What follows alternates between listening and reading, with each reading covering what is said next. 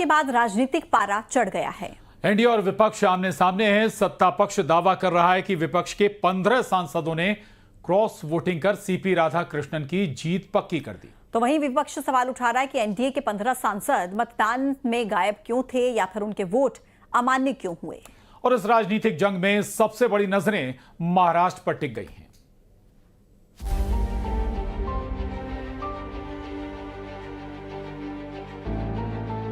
उपराष्ट्रपति चुनाव ने जीत से ज्यादा हलचल वोटिंग पर मचा दी है।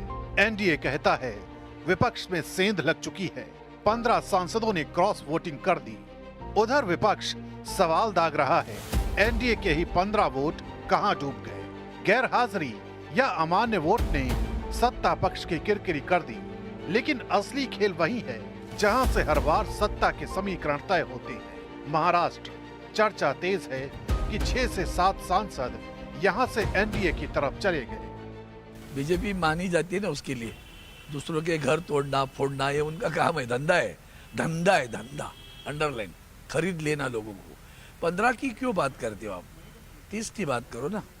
15 वोट जो इनवैलिड हुए इसका मतलब क्या है? गवार लोग है क्या वोटिंग करने वाले? जानबूझकर किया होगा। तो मुझे उसमें समझ में नहीं आ रहा। हमारे कांग्रेस के नेता ने भी कहा 315 वोटिंग है, 15 कम हुए। वो 15 कौन है फिर? अब जरा सीधी भाषा में वोटिंग का हिसाब समझिए। एनडीए उम्मीदवार सीपी राधाकृष्णन को मिले 492 वोट, विपक्षी उम्मीदवार बी सुदर्शन रेड्डी को मिले 300 वोट, यानी 192 वोट का साफ अंतर। एनडीए कहता है ये 15 विपक्षी सांसदों की वजह से हुआ। विपक्ष कहता है अगर एनडीए के 15 वोट अमान्य ना होते तो तस्वीर और अलग दिखती, यानी जीत एक लेकिन 2 दावे। विपक्ष के लोग बड़बोलापन कर रहे थे, बिना किसी कारण के एक वातावरण तैयार करने की कोशिश कर रहे थे कि एनडीए के वोट बटेंगे, एनडीए के वोट फूटेंगे। विरोधी पार्टियां अपने वोटों को नहीं बचा पाई, उनके बहुत बड़े पैमाने पर वोट्स ये एनडीए के जो उम्मीदवार है सीपी राधाकृष्णन जी, उनको प्राप्त हुए हैं। एक प्रकार से मुंह के बल गिरने का काम ये विपक्ष ने किया है। चुनाव गुप्त बैलेट से हुआ, इसलिए साफ नहीं कि किसने किसे वोट दिया। लेकिन बीजेपी दावा कर रही है कि महाराष्ट्र के अलावा भी कई राज्यों से विपक्षी सांसद एनडीए के साथ आए। विपक्ष का कहना है कि उन्हें किसी सेंध की परवाह नहीं, उनका गठबंधन मजबूती से खड़ा है।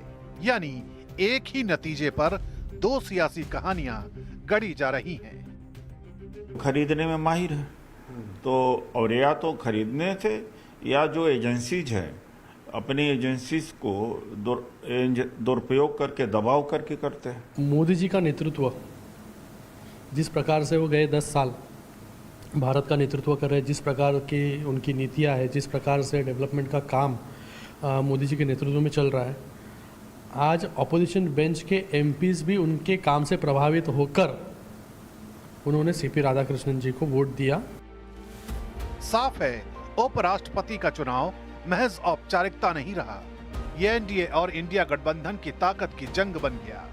एनडीए इसे विपक्ष में सेंध का सबूत बता रहा है, जबकि विपक्ष एनडीए की कमजोरी गिनाकर हमला बोल रहा है। लेकिन तस्वीर चाहे जो भी हो, राष्ट्रीय राजनीति में महाराष्ट्र ने फिर से साबित कर दिया है कि बाजी पलटने का हुनर सिर्फ उसी के पास है।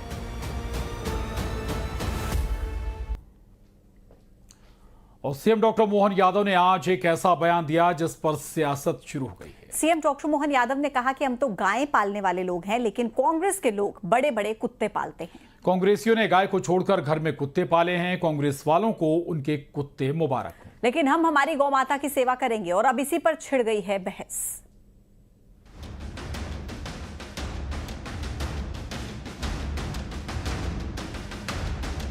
वो गाय माता को छोड़ के कांग्रेस के लोग घर घर बड़े बड़े कुत्ते पाल रहे हैं। अब उनको उनकी कुत्ते मुबारक, अपन तो गाय माता वाले।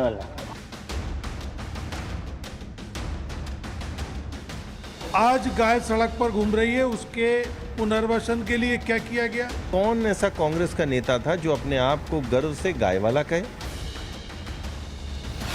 गाय और कुत्ता सियासत का नया मुद्दा।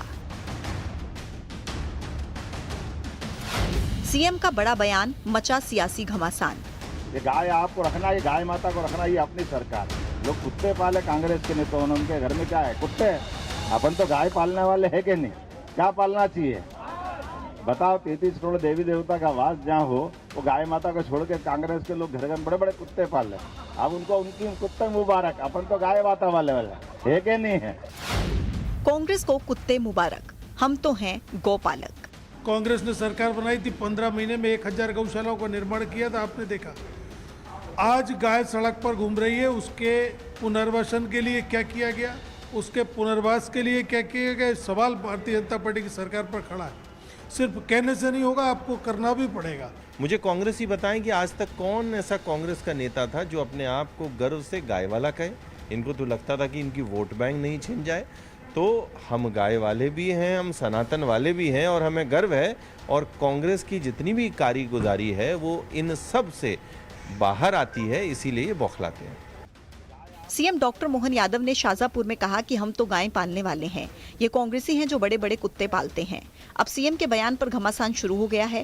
कांग्रेस ने आरोप लगाते हुए कहा कि बीजेपी सिर्फ गाय के संरक्षण की बात करती है लेकिन काम कुछ नहीं किया। उधर बीजेपी का दावा है कि कांग्रेस का गाय से कुछ लेना देना नहीं है। आखिर एमपी में क्यों गाय और कुत्तों के नाम पर सियासत?